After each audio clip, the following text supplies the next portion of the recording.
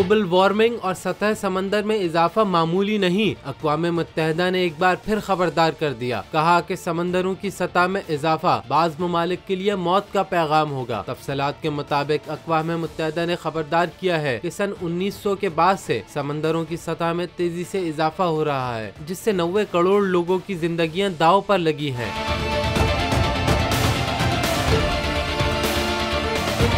अक़वाम मुत्तहिदा के सरबराह Antonio Guterres का कहना है कि समंदरी सतह में मुसलसल इजाफे से बांग्लादेश, चीन, भारत और नीदरलैंड्स को शदीद खतरात लाहक हो गए हैं। सलामती कौंसिल के इजलास से खिताब करते हुए UN सेक्रेटरी जनरल का कहना था कि समंदरों की सतह में मजीद इजाफा होगा, चाहे ग्लोबल वार्मिंग को मौजज़ाना तौर पर 1.5 डिग्री तक भी ले आया जाए, जो कि एक बैनुल अक़वामी हदफ है। उन्होंने खबरदार किया कि ये सूरत हाल उन ममालिक के लिए सजाए मौत है जो कमजोर है और समंदर के करीब है।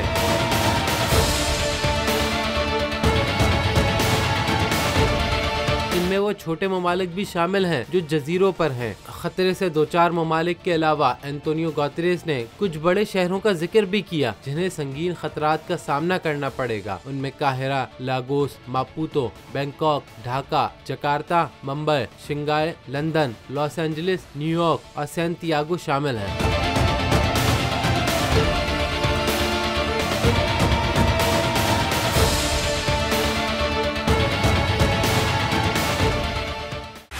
बोल उड़ाएगा सबका होश, भूल जाएंगे सब अपना जोश।